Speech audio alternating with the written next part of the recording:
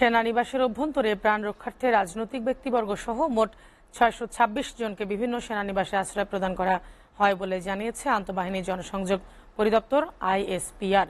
সকালে এক সংবাদ বিজ্ঞপ্তিতে আইএসপিআর জানায়, গত ৫ আগস্ট রাজনৈতিক পট পরিবর্তনের প্রেক্ষাপটে সারা দেশে আইনশৃঙ্খলা পরিস্থিতির ব্যাপক অবনতি হয়। এ সময় প্রাণ নাশের আশঙ্কায় কতিপয় রাজনৈতিক ব্যক্তিসহ বিবিধ নাগরিকরা সেনানিবাসে আশ্রয় প্রার্থনা করেন।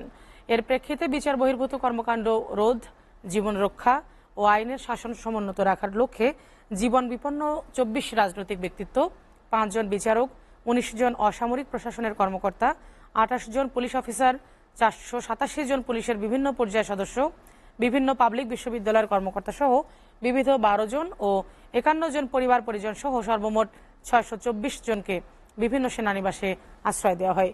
বিজ্ঞপ্তিতে আরও বলা হয়, পরিস্থিতির উন্নতি সাপেক্ষে ৬১৫ জন স্ব-উদ্যোগে সেনানিবাস ত্যাগ করে। আশ্রয় দেওয়া ব্যক্তিবর্গের মধ্যে থেকে এ পর্যন্ত ৪ জনকে তাদের বিরুদ্ধে আনীত অভিযোগ ও মামলার ভিত্তিতে আইনশৃঙ্খলা বাহিনীর নিকট হস্তান্তর করা হয়েছে। বর্তমানে আশ্রয়প্রাপ্ত ৭ জন সেনানিবাসে অবস্থান করছে। এক্ষেত্রে সেনাবাহিনীর পক্ষ থেকে সংশ্লিষ্ট মন্ত্রণালয়কে সব তথ্যাদি প্রদান করা হয়েছে।